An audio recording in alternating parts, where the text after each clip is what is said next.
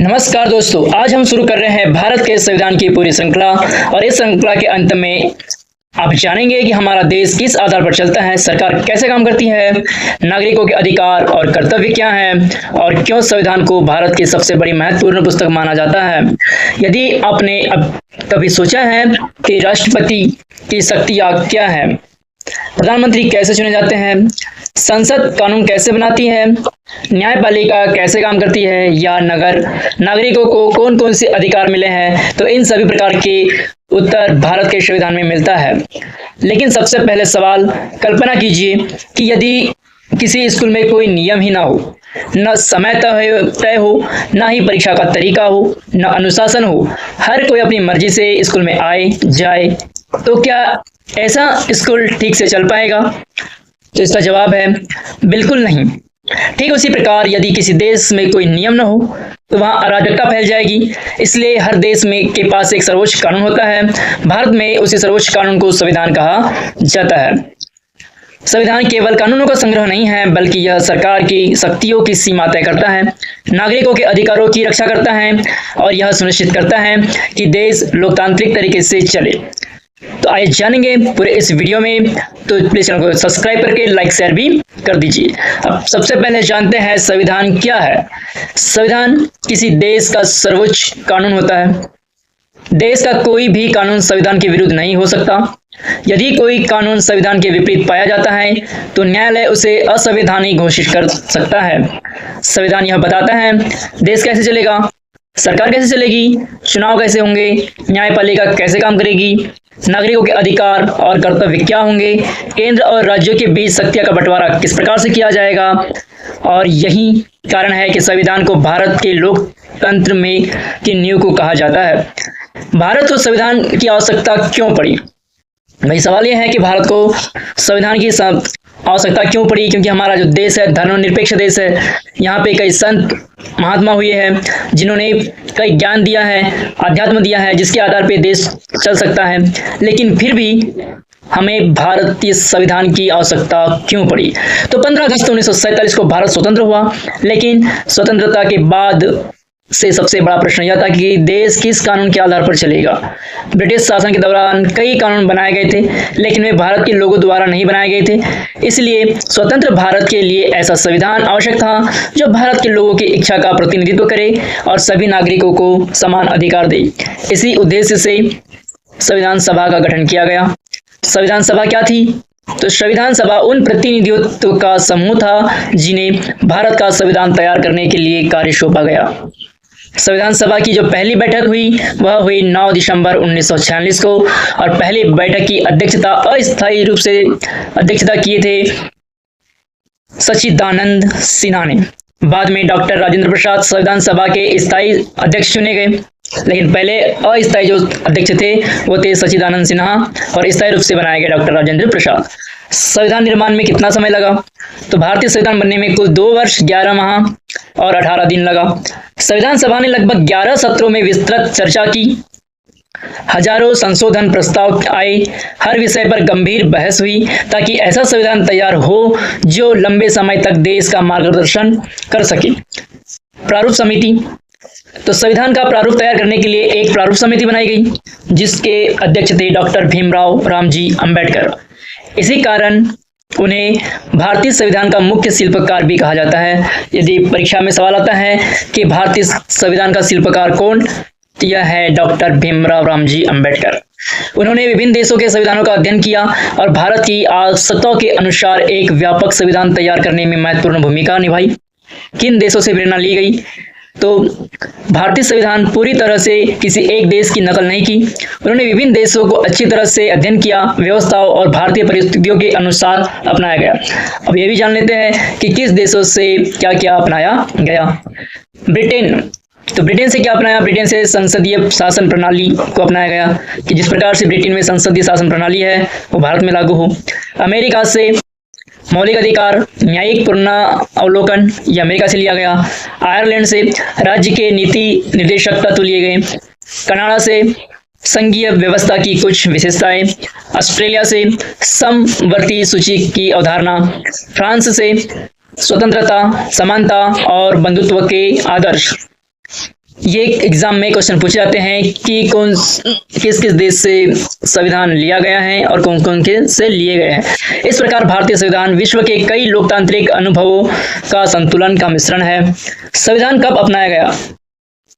तो संविधान सभा ने संविधान को 26 नवंबर 1949 को अंगीकृत किया, अधिनियमित और आत्म समर्पित किया, लेकिन इसे 26 जनवरी 1950 से लागू किया गया। 26 जनवरी की तिथि इसलिए चुनी गई क्योंकि 26 जनवरी 1930 को पूर्ण स्वराज्य का संकल्प लिया था। इसी कारण हर वर्ष जो है 26 जनवरी को गणतंत्र दिवस के रूप में मनाया जाता है। संविधान की विशेषताएं क्या क्या हैं ये भी जान लेते हैं इसी वीडियो में। तो भारतीय संविधान की कई महत्वपूर्ण विशेषताएं हैं।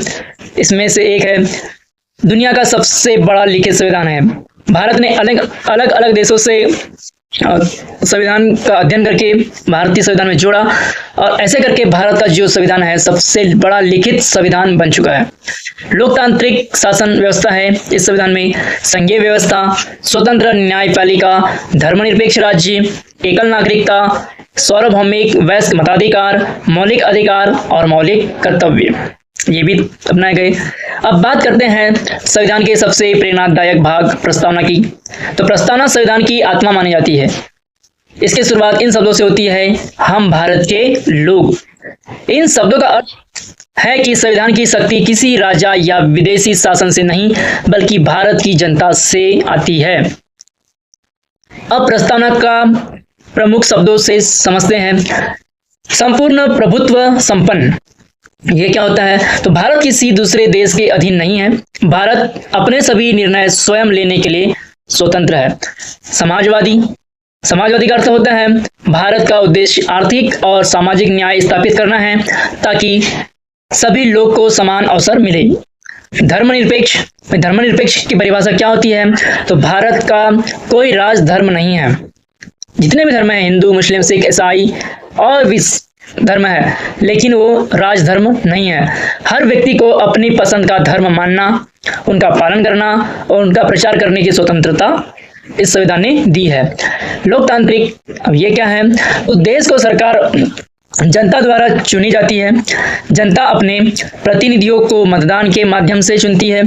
यहाँ अपने से कोई राजा नहीं बन सकता, अपने से ना ही कोई प्रधानमंत्री बन सकता है, ना ही कोई मुख्यमंत्री बन सकता है। उन्हें जनता द्वारा चुना जाएगा। मतदान होंगे तभी जाके वे विधायक बन के फिर मुख्यमंत्री चुनेंगे और संसद बन के प्रधानमंत्री चुनेंगे। गणराज्य, तो गणराज्य का मतलब होता है भारत में राष्ट्राध्यक्ष वंशानुगत राजा नहीं होता। यहाँ ऐसा नहीं होगा कि प्रधानमंत्री का पुत्र प्रधानमंत्री ही बनेगा, राष्ट्रपति का लड़का राष्ट्रपति बनेगा। ये वाली परंपरा इस संविधान में नहीं है।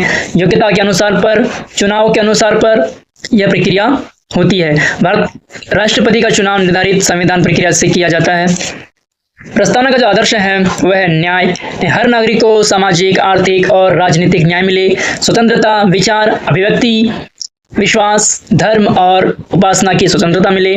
समानता, सभी नागरिकों को कानून की नजर में समान है, ये कानून ने दिया है। बंधुत्वता, तो देश के सभी नागरिक आपसी भाईचारे और राष्ट्रीय एकता की भावना से रहे। अब देख लेते हैं प्रस्तावना का महत्व क्या है। तो प्रस्तावना हमें बताती है कि भारत किस प्रकार का राष्ट्र बनाना चाहता है। यह संविधान की मूल भावना और उद्देश्यों का परिचय देती है। हाँ दोस्तों, आज हमने संविधान क्या है, इसकी आवश्यकता, मौलिक अधिकार के बारे में जानेंगे। यदि संविधान नागरिकों को अधिकार ही न दे तो लोकतंत्र अधूरा रह जाएगा। इसलिए संविधान निर्माताओं ने प्रत्येक भारतीय नागरिकों के लिए कुछ ऐसे अधिकार दिए हैं जिन्हें सरकार भी बिना कानून के आधार पर छीन नहीं सकती है। इन्हें ही हम मौलिक अधिकार कहा जाता है। आइए जानते हैं साफ शब्दों में कि मौलिक अधिकार क्या है। तो मौलिक अधिकार वे अधिकार है जिन्हें प्रत्येक नागरिकों की स्वतंत्रता, सम्मान और समानता की रक्षा करते हैं। इनका उल्लेख संविधान के अनुच्छेद 12 से लेकर अनुच्छेद 35 तक किया गया है। तो आज हम इसी वीडियो में पूरे मौलिक अधिकार को जानेंगे। तो वीडियो को कर दीजिए लाइक, चैनल को कर दीजिए सब्सक्राइब। तो सबसे पहले बात करते हैं अनुच्छेद 12 की।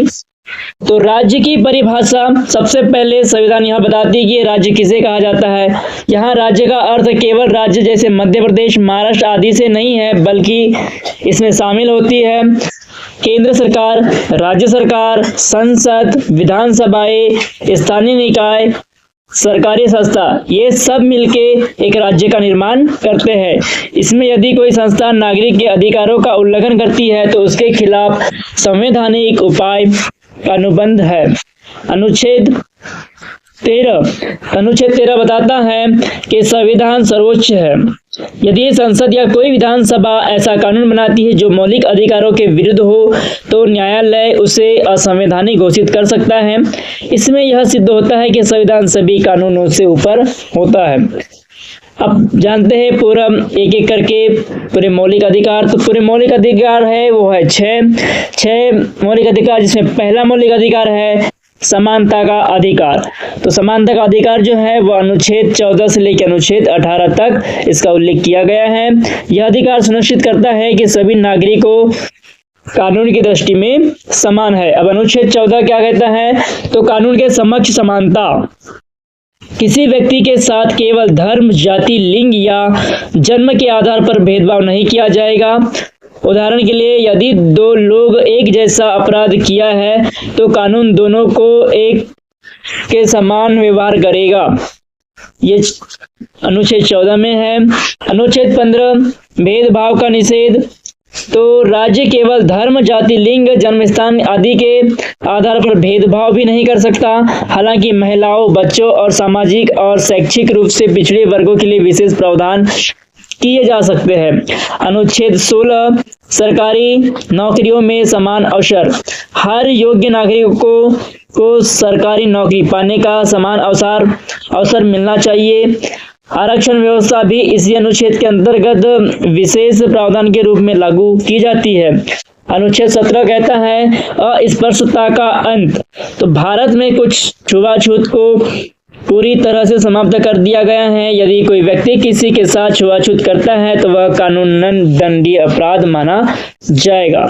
अनुच्छेद 18 तो उपाधियों का अंत। तो सरकार सामान्य नागरिकों को ऐसी उपाधि नहीं दे सकती जो सामाजिक असमानता पैदा करे। हालांकि राष्ट्रीय सम्मान जैसे पद्म श्री पुरस्कार और भारत रत्न सम्मान है, वंशानुगत उपाधियां नहीं है, ये इनके योग्यता से आती है। तो ये रहा पहला मौलिक अधिकार था। अब दूसरा मौलिक अधिकार पढ़ते हैं, स्वतंत्रता का अधिकार।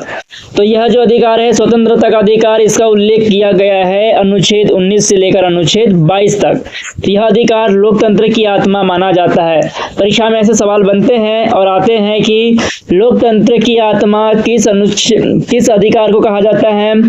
तो यह मौलिक अधिकार है दूसरा, स्वतंत्रता का अधिकार। अब जानते हैं 19वां अनुच्छेद क्या कहता है? तो नागरिकों को कई महत्वपूर्ण स्वतंत्रताएं प्राप्त होती है, जैसे अभिव्यक्ति की स्वतंत्रता, शांतिपूर्ण सभा करने की स्वतंत्रता, संगठन बनाने की स्वतंत्रता, पूरे भारत में घूमने की स्वतंत्रता, कहीं भी रहने की स्वतंत्रता, कोई भी वैध व्यवसाय या व्यापार करने की स्वतंत्रता, ये पूर्ण रूप से दी गई है। लेकिन स्वतंत्रताएं पूर्ण नहीं है। राष्ट्रीय सुरक्षा, सार्वजनिक व्यवस्था और नैतिकता जैसे कारणों से उचित प्रतिबंध लगाए जा सकते हैं। अब अनुच्छेद 20 क्या कहता है कि यदि किसी व्यक्ति ने अपराध किया है तो उससे केवल उसी कानून के अनुसार दंड मिलेगा जो अपराध के समय लागू था। एक ही अपराध के लिए किसी व्यक्ति को बार बार दंड नहीं दिया जा सकता। यह भी अधिकार दिया गया है अनुच्छेद 20 में। अनुच्छेद 21 है, यह सबसे महत्वपूर्ण अनुच्छेदों में से एक है। इसमें कहा गया है कि किसी भी व्यक्ति को कानून द्वारा स्थापित प्रक्रिया के बिना उसके जीवन या व्यक्तिगत स्वतंत्रता से वंचित नहीं किया जा सकता। समय के साथ न्यायालयों में इसके शिक्षा, स्वच्छ पर्यावरण, गरिमापूर्ण जीवन और निजता जैसे अधिकारों को भी शामिल किया है। अनुच्छेद 21A तो 6 से 14 वर्ष के सभी बच्चों को निःशुल्क और अनिवार्य शिक्षा का अधिकार प्राप्त है। ये क्वेश्चन अब परीक्षा में अधिकतर आता है कि शिक्षा का अधिकार जो है वह किस अनुच्छेद में है? तो यह अनुच्छेद 21A में, जिसमें 6 से लेकर 14 वर्ष यानी पहली से लेकर कक्षा 8वीं तक के सभी विद्यार्थियों को निःशुल्क शिक्षा का अधिकार दिया गया है। अनुच्छेद 22, इसमें गिरफ्तारी की स्थिति में नागरिकों को कई अधिकार प्राप्त है। तो गिरफ्तारी का कारण बताया जाएगा। जिसकी भी गिरफ्तारी होगी उसे कारण बताना जरूरी होगा। वकील से मिलने का अधिकार होगा। उन्हें 24 घंटे के भीतर मजिस्ट्रेट के सामने पेश करना होगा। यह भी अधिकार दिया है। अब तीसरा अधिकार है शोषण के विरुद्ध अधिकार। तीसरा जो मौलिक अधिकार है यह शोषण के विरुद्ध अधिकार है। इसमें अनुच्छेद 23 से लेकर अनुच्छेद 24, ये 2 अनुच्छेदों में इसका वर्णन किया है। तो अनुच्छेद 23 है मानव तस्करी, बेगार और जबरन मजदूरी प्रतिबंध है, क्योंकि इनका शोषण नहीं किया जा सकता है। किसी भी व्यक्ति की इच्छा के विरुद्ध काम नहीं कराया जा सकता, यह अनुच्छेद 23 कहता है।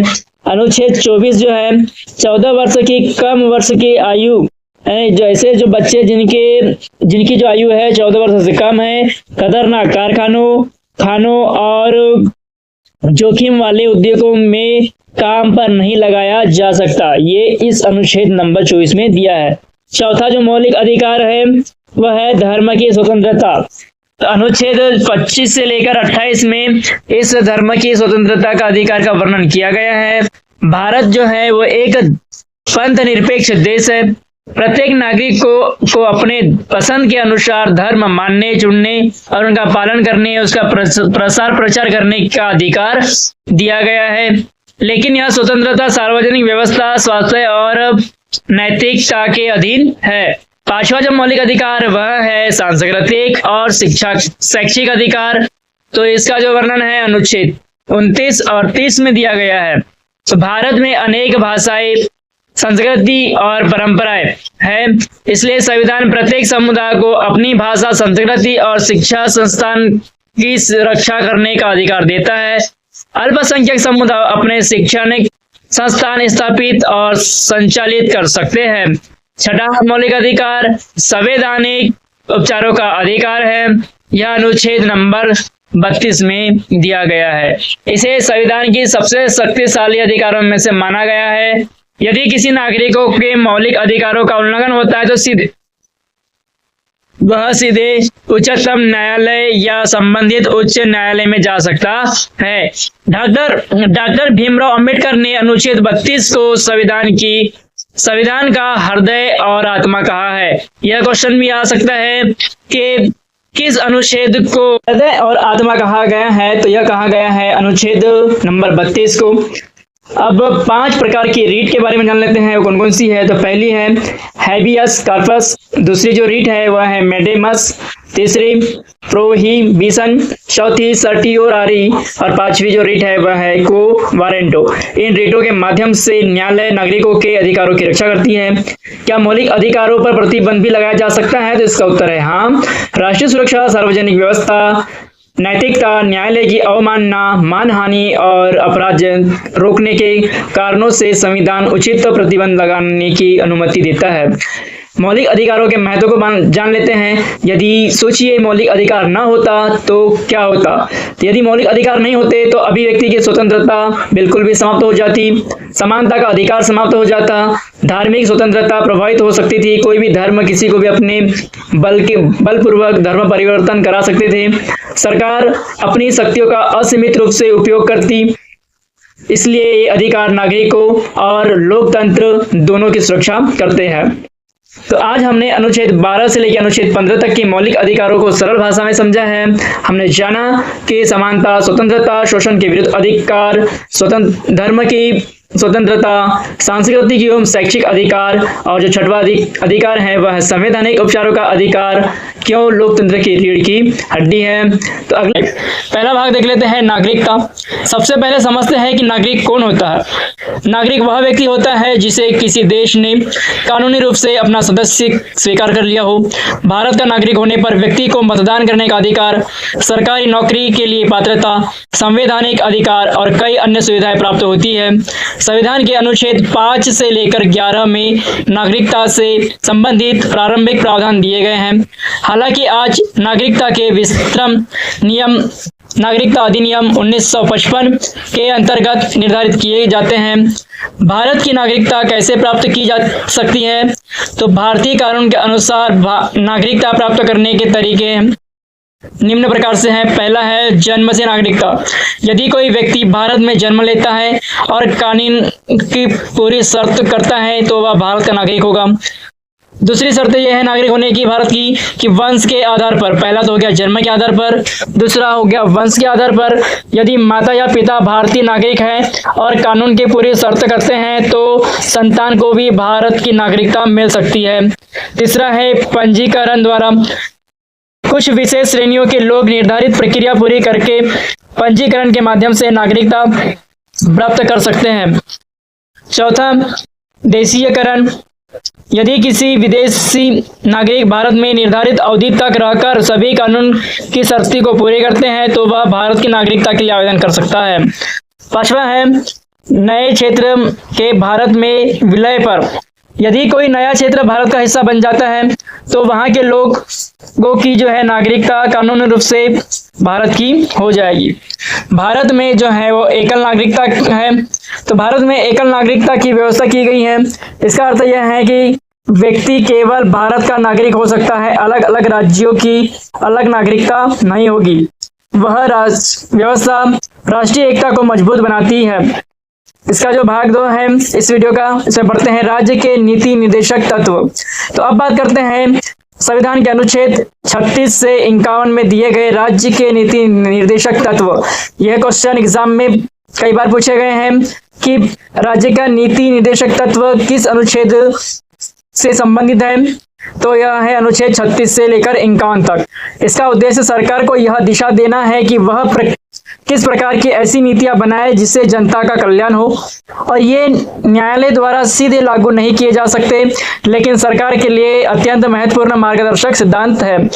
इनका उद्देश्य एक कल्याणकारी राज्य की स्थापना करना है जहां प्रत्येक नागरिक को सम्मानजनक जीवन मिले।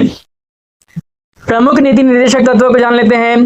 तो है समान न्याय और निःशुल्क विविध सहायता। गरीब और कमजोर वर्गों को भी न्याय मिल सके, इसके लिए सरकार कानूनी सहायता उपलब्ध कराने का प्रयास करती है। समान कार्य के लिए समान वेतन। यदि 2 व्यक्ति समान कार्य कर रहे हैं तो उन्हें समान वेतन मिलना चाहिए। बच्चों का विकास।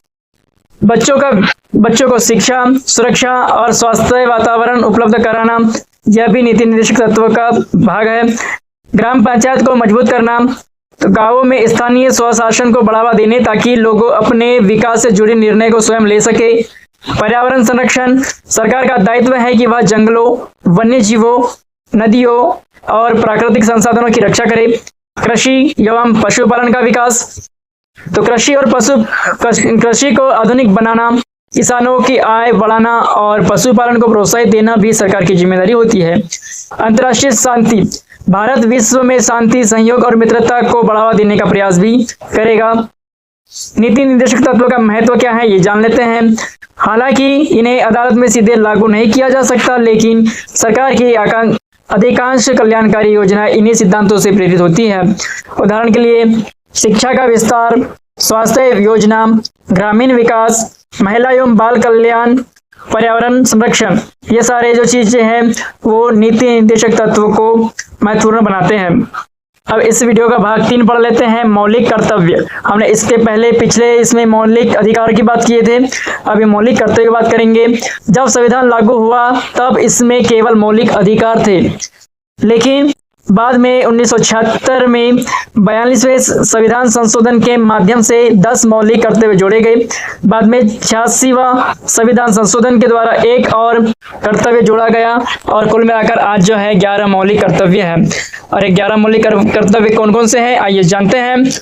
तो पहला जो मौलिक कर्तव्य है वह है संविधान का पालन करे और उसके आदर्शों का सम्मान करे। यानी जो हर नागरिक है वह संविधान का पालन करेगा और उसके आदर्शों का सम्मान भी करेगा। यदि कुछ सरकार अधिकार देती है तो कुछ कर्तव्य भी नागरिकों को निभाना पड़ेगा। राष्ट्रीय ध्वज और राष्ट्रीय गान का सम्मान करे। तीसरा जो है भारत की एकता, अखंडता और संप्रभुता की रक्षा करना। चौथा मौलिक कर्तव्य आवश्यकता पड़ने पर देश की सेवा करे। पांचवा सभी नागरिकों के बीच भाईचारे की भावना बढ़ाए। छठवां हमारी समृद्ध सांस्कृतिक विरासत की रक्षा करे। सातवां पर्यावरण, वन, झील, नदी और वन्य जीवों की रक्षा करे। आठवां वैज्ञानिक दृष्टिकोण, मानवता और सुधार की भावना विकसित करें। 9वां, सार्वजनिक संपत्ति की रक्षा करें और हिंसा से दूर रहें। 10वां, हर क्षेत्र में उत्कृष्टता प्राप्त करने का प्रयास करें। और अंतिम और 11वां जो है, माता पिता या अभिभावक 6 वर्ष से 14 वर्ष के बच्चों को शिक्षा दिलाने का प्रयास करें। ये हमारे जो है भारत के मौलिक कर्तव्य है जो नागरिकों को पालन करना होता है। अब मौलिक अधिकार और कर्तव्य का संबंध क्या है ये भी जान लेते हैं। तो संविधान केवल अधिकार नहीं देता बल्कि कर्तव्यों को भी याद दिलाता है। यदि हर व्यक्ति को केवल अधिकार की बात करे और अपने कर्तव्य का पालन ना करे तो समाज में संतुलन बिगड़ जाएगा। उदाहरण के लिए, हमें अभिव्यक्ति की स्वतंत्रता है लेकिन इसका उपयोग जिम्मेदारी से करना चाहिए। अभिव्यक्ति की स्वतंत्रता इसका मतलब ये नहीं कि आप कुछ भी मन चाहे किसी को भी कह सकते हैं, उसके लिए भी अपने कर्तव्य का पालन करते हुए कहना पड़ेगा। हमें स्वच्छ वातावरण का अधिकार है, इसलिए पर्यावरण की रक्षा करना भी हमारा कर्तव्य है। हमें देश से सुरक्षा मिलती है, इसलिए राष्ट्रीय एकता को बनाए रखना भी हमारा दायित्व होता है। तो आज हमने केंद्र सरकार कैसे काम करती है, यह एक संसदीय लोकतंत्र है। इसका अर्थ जनता अपने प्रतिनिधित्व को चुनती है और उन्हीं के माध्यम सरकार बनती है। इसके बाद में जान लेते हैं हम राष्ट्रपति। तो राष्ट्रपति का जो उल्लेख है वह है अनुच्छेद 52 से लेके अनुच्छेद 62 तक इसका उल्लेख किया गया है। भारत के राष्ट्राध्यक्ष को राष्ट्रपति कहा जाता है। राष्ट्रपति देश का प्रथम नागरिक माना जाता है और संघ की कार्यपालिका की समस्त शक्तियों उनके नाम पर निहित होती है। लेकिन भारत में राष्ट्रपति अधिकांश कार्य प्रधानमंत्री और मंत्रिपरिषद की सलाह पर करते हैं। राष्ट्रपति का चुनाव कैसे होता है ये भी जान लेते हैं। राष्ट्रपति का चुनाव सीधे जनता द्वारा नहीं किया जाता, उनका चुनाव एक निर्वाचन मंडल द्वारा किया जाता है जिसमें संसद के निर्वाचित सदस्य शामिल होते हैं। राज्य तथा कुछ केंद्र शासित प्रदेशों के विधानसभाओं के निर्वाचन सदस्य होते हैं और ये मिलके राष्ट्रपति का चुनाव कराते हैं। राष्ट्रपति बनने की योग्यता क्या क्या होगी ये भी जानेंगे। तो भारत का नागरिक होना चाहिए, कम से कम 35 वर्ष की आयु होनी चाहिए, लोकसभा का सदस्य चुने जाने की सारी योग्यता उसमें होनी चाहिए और किसी लाभ के पद पर ना हो, जैसे सरकारी पद हो उस पद पर नहीं होना चाहिए, तो भारत का राष्ट्रपति बन सकते हैं। राष्ट्रपति की अब शक्ति क्या क्या है यह भी जानते हैं। कार्यपालिका संबंधित शक्तियां देख लेते हैं। सबसे पहले राष्ट्रपति की, तो प्रधानमंत्री की नियुक्ति करता है राष्ट्रपति। अन्य मंत्रियों की नियुक्ति प्रधानमंत्री की सलाह पर भी राष्ट्रपति करते हैं। राज्यपाल की नियुक्ति भी राष्ट्रपति करता है और कई संवैधानिक पदों पर नियुक्ति राष्ट्रपति द्वारा की जाती है। अब ये विधायी शक्ति क्या होती है, तो संसद के सत्र का बुलाना और स्थगित करना ये भी राष्ट्रपति की शक्तियों में निहित होता है। संसद द्वारा पारित विधेयकों पर स्वीकृति देना, संसद को संबोधित करना, आवश्यक होने पर अध्यादेश जारी करना जब संसद का सत्र न चल रहा हो तब। इसके बाद में तीसरी जो शक्ति है वह है न्यायिक शक्ति। तो राष्ट्रपति कुछ मामले में क्षमा, दंड में कमी, दंड स्थगन या दंड परिवर्तन कर सकता है। यदि किसी व्यक्ति को दंड दिया जाता है उच्च न्यायालय द्वारा तो वे राष्ट्रपति से अपील कर सकते हैं कि वह सुधारना चाहते हैं या ऐसा भारी दंड न हो जिसे क्षमा किया जा सके, तो उन्हें राष्ट्रपति क्षमा कर सकते हैं। इसके बाद जो है चौथा है आपातकालीन शक्तियां भी होती हैं। संविधान के अनुसार विशेष परिस्थितियों में राष्ट्रीय या राज्य या वित्तीय आपातकाल की घोषणा की जा सकती है। ये भी शक्ति राष्ट्रपति के पास होती है। इसके बाद में हम उल्लेख करते हैं उपराष्ट्रपति का। तो उपराष्ट्रपति का जो है वह अनुच्छेद 63 से लेकर अनुच्छेद 71 इनके बीच इनका वर्णन किया गया है। तो भारत में एक उपराष्ट्रपति होगा। उपराष्ट्रपति का सबसे महत्वपूर्ण कार्य राज्यसभा के पदेन सभापति के रूप में कार्य किया जाता है, यानी राज्यसभा के सभापदेन को उपराष्ट्रपति कहेंगे। यदि राष्ट्रपति का पद रिक्त हो जाए किसी कारणवश, यदि देश में अगर राष्ट्रपति नहीं है या वे उपलब्ध नहीं है, तो ऐसी स्थिति में उपराष्ट्रपति राष्ट्रपति का कार्यभार संभालता है, कार्यवाहक राष्ट्रपति के रूप में कार्य करता है। इसके बाद में हम प्रधानमंत्री के बारे में पढ़ लेते हैं। तो प्रधानमंत्री का जो उल्लेख है वह है अनुच्छेद 74 से लेकर अनुच्छेद 75 के बीच इनका वर्णन किया गया है। अब बात करते हैं उस पद की जिसे भारत की वास्तविक कार्यपालिका का प्रमुख माना जाता है, और वो होता है प्रधानमंत्री। प्रधानमंत्री वह नेता होता है जिसकी पार्टी या गठबंधन को लोकसभा में बहुमत से प्राप्त होता है। राष्ट्रपति प्रधानमंत्री की नियुक्ति करते हैं, लेकिन व्यवहार में वही व्यक्ति प्रधानमंत्री बनता है जिसके पास लोकसभा का बहुमत हो। अब प्रधानमंत्री की भूमिका क्या क्या होती है? तो मंत्री परिषद का नेतृत्व करते हैं, सरकार की नीतियां तय करते हैं, विभिन्न मंत्रालयों का कार्य का समन्वय करते हैं, राष्ट्रपति को सलाह देते हैं, संसद में सरकार का नेतृत्व करते हैं, देश का प्रतिनिधित्व अंतर्राष्ट्रीय मंचों पर करते हैं। इसके बाद पढ़ेंगे मंत्रिपरिषद। तो मंत्रिपरिषद प्रधानमंत्री अकेले सरकार नहीं चलाते, इसके लिए उनके साथ विभिन्न मंत्री मिलकर मंत्रिपरिषद बनाते हैं, क्योंकि सभी को अलग अलग भार दिया जाता है, जिसमें मुख्य श्रेणी होती है कैबिनेट मंत्री, राज्य मंत्री और उप मंत्री जहां लागू हो। हर मंत्री किसी न किसी मंत्रालय की जिम्मेदारी संभालते हैं, क्योंकि अकेला प्रधानमंत्री पूरे देश की उतनी जिम्मेदारी नहीं संभालते। वो मार्गदर्शन करते हैं और बाकी जो मंत्रालय हैं वो मंत्रियों को सौंप देते हैं, ताकि देश सुचारू रूप से चल सके। जैसे गृह मंत्रालय, रक्षा मंत्रालय, वित्त मंत्रालय, शिक्षा मंत्रालय और स्वास्थ्य मंत्रालय, ऐसे बहुत से मंत्रालय हैं जो विभिन्न मंत्रियों को दे दिया जाता है। इसके बाद पढ़ते हैं हम संसद। तो संसद का जो उल्लेख है वो अनुच्छेद 79 से 122 के बीच में किया गया है। भारत की संसद 3 भागों से मिलकर बनती है। पहला तो राष्ट्रपति, दूसरा लोकसभा और तीसरा राज्यसभा। तो 3 अंग होते हैं संसद के, राष्ट्रपति, लोकसभा और राज्यसभा। अब पढ़ते हैं हम राष्ट्रपति के बारे में, तो हम पढ़ चुके हैं इसी वीडियो में। अब पढ़ते हैं लोकसभा के बारे में। तो लोकसभा को जनता का सदन कहा जाता है। इसके सदस्य सीधे जनता द्वारा चुने जाते हैं। लोकसभा का सामान्य जो कार्यकाल होता है वह 5 वर्ष का होता है, जब तक कि इसे पहले भंग न किया जाए। अब लोकसभा के प्रमुख कार्य क्या क्या होते हैं? तो सरकार बनाना, सरकार से प्रश्न पूछना, कानून बनाना, बजट पारित करना, सरकार पर अविश्वास प्रस्ताव लाना। तो ये सारे जो काम होते हैं वे लोकसभा के अंतर्गत होते हैं। यदि सरकार अपनी मनमानी करती है तो ऐसे में जो है सरकार अविश्वास प्रस्ताव भी ला सकती है। राज्यसभा, इसके बाद में पढ़ेंगे हम राज्यसभा। तो राज्यसभा को राज्य की परिषद कहा जाता है। इसके सदस्य सीधे जनता द्वारा नहीं चुने जाते, बल्कि राज्यों के विधानसभाओं के निर्वाचित सदस्यों उनका चुनाव करते हैं। राज्यसभा कभी भंग नहीं होती। इसके 1/3 सदस्य हर 2 वर्ष बाद सेवा निवृत्त होते हैं। संसद के कार्य, अब जानेंगे संसद के कार्य क्या होते हैं। तो नए कानून बनाना, पुराने कानून में संशोधन करना, बजट पारित करना, सरकार की जवाबदेही तय करना, राष्ट्रीय महत्व के विषयों पर चर्चा करना। अब जानेंगे कानून कैसे बनता है। तो अब समझते हैं कोई विधेयक या कानून को कैसे बनाया जाता है। तो इनके कुछ चरण होते हैं। तो पहला चरण, किसी भी सदन जैसे लोकसभा हो या राज्यसभा, इसमें विधेयक प्रस्तुत किया जाता है। कुछ वित्तीय विधेयकों के लिए कुछ विशेष नियम होते हैं। दूसरा चरण, विधेयक पर विस्तार से चर्चा की जाती है। सदस्य जो है उस पर सुझाव देते हैं, आवश्यक हो तो संशोधन किए जाते हैं। इसका तीसरा चरण है मतदान होता है।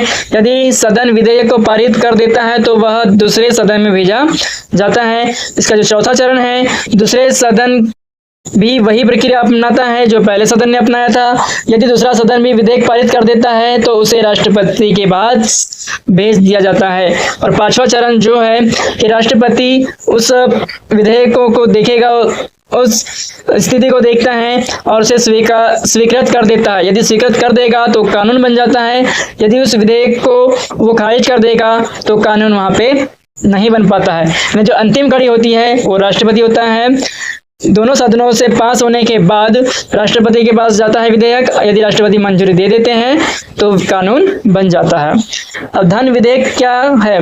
धन विधेयक यानी मनी बिल केवल लोकसभा में प्रस्तुत किया जाता है। इस पर राज्यसभा केवल सुझाव दे सकती है, अंतिम निर्णय लोकसभा का ही होता है। संसद क्यों महत्वपूर्ण है? अब जानेंगे कि संसद महत्वपूर्ण क्यों होती है। तो संसद जनता की आवाज होती है। यदि संसद ना हो तो कानून नहीं बनेंगे, सरकार जवाबदेह नहीं रहेगी, जनता की समस्या राष्ट्रीय स्तर पर नहीं उठेगी। इसलिए संसद को भारतीय लोकतंत्र का प्रमुख स्तंभ माना जाता है। तो आज हमने सीखा राष्ट्रपति कौन होता है, उसकी शक्तियां क्या हैं, उपराष्ट्रपति की भूमिका इस वीडियो में पढ़े, प्रधानमंत्री, मंत्रिपरिषद, संसद की संरचना, लोकसभा राज्यसभा के कार्य, कानून किस प्रकार से बनता है। अब आपको यह समझ में आ गया है कि भारत की केंद्र सरकार संवैधानिक ढांचे के अनुसार कैसे काम करती है। राज्य सरकार, पंचायती राज, चुनाव आयोग, संविधान संशोधन, आपातकाल और अनुसूचियां, इसके बारे में तो वीडियो को लाइक कर दीजिए और चैनल को कर दीजिए सब्सक्राइब। तो सबसे पहले भाग नंबर 1 पढ़ लेते हैं। न्यायपालिका क्या होती है। तो लोकतंत्र के 3 प्रमुख स्तंभ माने जाते हैं, विधायिका, कार्यपालिका और न्यायपालिका। इसमें न्यायपालिका का कार्य है कि संविधान की रक्षा करे, कानून को सही व्याख्या करे और नागरिकों को न्याय दिलाए। उच्चतम न्यायालय, तो भारत का सर्वोच्च न्यायालय उच्चतम न्यायालय कहलाता है और यह देश की सबसे बड़ी अदालत होती है। इसके निर्णय पूरे भारत में लागू होते हैं। उच्चतम न्यायालय के मुख्य कार्य देख लेते हैं। तो संविधान की रक्षा करना, कानून की वैधता की जांच करना, राज्य और केंद्र के बीच विवादों का समाधान करना, नागरिकों के मौलिक अधिकारों की रक्षा करना और अपीलों की सुनवाई करना, ये उच्चतम न्यायालय के मुख्य कार्य हो जाते हैं। अब न्यायिक पुनरावलोकन, तो यदि संसद या कोई राज्य ऐसा कानून बनाए जो संविधान के विरुद्ध हो तो उच्चतम न्यायालय उसे असंवैधानिक घोषित कर सकता है। इसे न्यायिक पुनरावलोकन कहा जाता है। अब पढ़ते हैं उच्च न्यायालय के बारे में। तो प्रत्येक राज्य या कुछ राज्यों के लिए उच्च न्यायालय होता है। यह अपने राज्य के अधीन सभी जिले एवं अधीनस्थ कार्यालयों की निगरानी करता है। अब जिला न्यायालय क्या होता है। तो जिले स्तर पर जिला न्यायालय कार्य करता है। यही अधिकांश दीवानी और फौजदारी मामले की सुनवाई करता है। भाग नंबर 2 पढ़ेंगे, राज्य सरकार। तो भारत एक संघीय व्यवस्था वाला देश है। जैसे केंद्र में राष्ट्रपति और प्रधानमंत्री होते हैं, वैसे राज्य में राज्यपाल और मुख्यमंत्री होते हैं। राज्यपाल क्या होते हैं। तो राज्यपाल किसी राज्य के संवैधानिक का प्रमुख होता है, जिनकी नियुक्ति राष्ट्रपति करता है। जिस प्रकार से देश में राष्ट्रपति होता है, उसी प्रकार से राज्य में राज्यपाल होता है। वे मुख्यमंत्री की सलाह पर अधिकांश कार्य करते हैं। अब मुख्यमंत्री के बारे में जानेंगे। तो मुख्यमंत्री राज्य सरकार का वास्तविक प्रमुख होता है। जिस दल को विधानसभा में बहुमत मिलता है, उसका नेता सामान्यतः मुख्यमंत्री बनता है। मुख्यमंत्री मंत्रिपरिषद का नेतृत्व करता है और राज्य का प्रशासन होता है। अब राज्य विधानसभा, तो राज्य की विधानसभा कानून बनाती है, बजट पारित करती है और राज्य सरकार को जवाबदेही बनाती है। कुछ राज्य में विधान परिषद भी होती है, लेकिन सभी राज्यों में यह नहीं होती है। इसके बाद भाग 3 आ जाता है, पंचायती राज। तो भारत की अधिकांश आबादी गांवों में बसती है, इसलिए स्थानीय स्वशासन की देखरेख करने के लिए या उनकी मूलभूत आवश्यकताओं को पूरा करने के लिए पंचायती राज की व्यवस्था की गई है।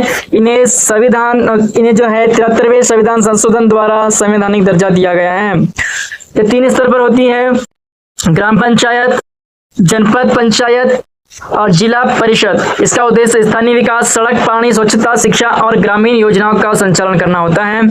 नगर निकाय के बारे में पढ़ लेते हैं। तो शहरों के लिए 74वें संविधान संशोधन द्वारा नगर पालिकाओं और नगर निगमों को संवैधानिक दर्जा दिया गया है। ये शहरी विकास, सफाई, जलपूर्ति, सड़क और सार्वजनिक सुविधाओं का प्रबंध करते हैं। भाग 4 में जो है चुनाव आयोग के बारे में पढ़ लेते हैं। अब तो लोकतंत्र में निष्पक्ष चुनाव कराने का महत्वपूर्ण होता है। भारत में चुनाव कराने की जो जिम्मेदारी है वो भारत निर्वाचन आयोग की है। चुनाव आयोग के कार्य भी जान लेते हैं। तो लोकसभा चुनाव कराना, राज्य विधानसभा चुनाव कराना, राष्ट्रपति और उपराष्ट्रपति का चुनाव संचालन करना, राजनीतिक दलों को मान्यता देना, चुनाव प्रचार, चुनाव में आचार संहिता को लागू करना। अब संविधान संशोधन के बारे में पढ़ेंगे। तो समय के साथ समाज बदलता है, इसलिए संविधान में भी कुछ ऐसे परिवर्तन आवश्यक हो जाते हैं, इन्हें संविधान संशोधन कहा जाता है। तो संविधान संशोधन की प्रक्रिया है अनुच्छेद 368 में दी गई है। प्रमुख जो संशोधन उसके बारे में थोड़ा जान लेते हैं। तो 42वां संविधान संशोधन जो है 1976 में बनाया गया था। प्रस्तावना में समाजवादी, पंथ निरपेक्ष और अखंडता शब्द जोड़े गए या मौलिक कर्तव्य जोड़े गए हैं इसमें। 44वां संशोधन 1978 में लाया गया। आपातकाल से संबंधित कुछ प्रावधानों में बदलाव किए गए।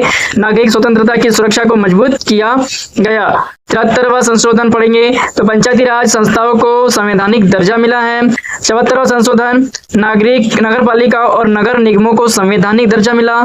86वां संशोधन तो 6 वर्षों से 14 वर्ष के बच्चों के लिए शिक्षा का अधिकार जोड़ा गया है। तो यह किस संविधान संशोधन में जोड़ा गया है? तो 86वें संशोधन में। 101वां संशोधन क्या कहता है कि देश में वस्तु और सेवा जो जीएसटी लागू करने का मार्ग प्रशस्त करता है। 101वां संशोधन। अब आपातकाल के बारे में पढ़ लेते हैं। क्या होता है आपातकाल? तो संविधान में विशेष परिस्थितियों के लिए 3 प्रकार का आपातकाल का प्रावधान है। राष्ट्रीय आपातकाल, इसका जो है अनुच्छेद 352 में किया गया है। यदि युद्ध, बाहरी आक्रमण और सशस्त्र विद्रोही जैसे स्थिति हो तो राष्ट्रीय आपातकाल घोषित किया जाता है। राज्य आपातकाल, राष्ट्रपति शासन, अनुच्छेद 356 में बताया गया है। यदि किसी राज्य में असंवैधानिक व्यवस्था विफल हो जाए तो राष्ट्रपति शासन लगाया जा सकता है। वित्तीय आपातकाल, यह अनुच्छेद 360, यदि देश की वित्तीय स्थिरता को खतरा हो तो वित्तीय आपातकाल घोषित किया जाता है। अब संविधान की 12 अनुसूची है, वो जान लेते हैं कि 12 अनुसूची कौन कौन सी है। तो पहली जो अनुसूची है वो राज्य और केंद्र शासित प्रदेशों की सूची। दूसरी, राष्ट्रपति, राज्यपाल, न्यायाधीश आदि के वेतन के बारे में। तीसरी अनुसूची है शपथ और प्रतिज्ञा का प्रारूप। चौथी अनुसूची है राज्यसभा में राज्यों का प्रतिनिधित्व। 5वीं अनुसूची अनुसूचित क्षेत्रों का प्रशासन। 6वीं जो है पूर्वोत्तर के कुछ जनजातीय क्षेत्रों का प्रशासन। 7वीं अनुसूची है संघ, राज्य और समवर्ती सूची। 8वीं जो अनुसूची है जिसमें संविधान द्वारा मान्यता प्राप्त भाषाएं, वर्तमान में 22 भाषाएं को मान्यता दी गई है। 9वीं अनुसूची कुछ विशेष कानूनों से संबंधित प्रस्ताव। 10वीं जो अनुसूची है वह दल बदल विरोधी कानून, और ऐसे क्वेश्चन बिल्कुल आते हैं कि कौन सी अनुसूची किससे संबंधित है। 11वीं अनुसूची है पंचायत के कार्य के लिए, और वहीं पे 12वीं अनुसूची है नगर पालिकाओं के कार्य के लिए। अब जान लेते हैं संविधान का महत्व क्या होने वाला है। तो भारत का संविधान केवल एक कानूनी दस्तावेज नहीं है, यहाँ प्रत्येक नागरिकों के अधिकार की रक्षा करता है, सरकार की शक्तियों को सीमित करता है, न्याय और समानता की गारंटी देता है तथा लोकतंत्र को मजबूत बनाता है। इसी कारण इसे भारत के लोकतंत्र के आधारशिला कहा जाता है। दोस्तों, हम संविधान को समझेंगे तभी अपने अधिकारों और कर्तव्यों को सही मायने में जान पाएंगे। संविधान हमें केवल अधिकार नहीं देता बल्कि जिम्मेदारी भी देता है, नागरिक बनने का प्रेरणा भी देता है। तो आइए हम सभी संविधान का सम्मान करें, कानून का पालन करें और भारत को एक मजबूत, न्यायपूर्ण और लोकतांत्रिक राष्ट्र बनाने का अपना योगदान दे। इसी संदेश के साथ आज की वीडियो यहीं पे समाप्त होती है। हमने पूरे 5 संविधान की पूरी जो वीडियो है 5 भागों में डिवाइड करके बनाए हैं। उम्मीद है आपको वीडियो पसंद आई हो। यदि वीडियो पसंद आई हो तो लाइक करिए, शेयर भी कर दीजिए अपने दोस्तों के साथ और सब्सक्राइब भी जरूर कर दीजिए ताकि ऐसे ही ज्ञानवर्धक वीडियो आपको लगातार मिलती रहे। बहुत बहुत धन्यवाद आपका वीडियो देखने के लिए। जय हिंद, जय भारत।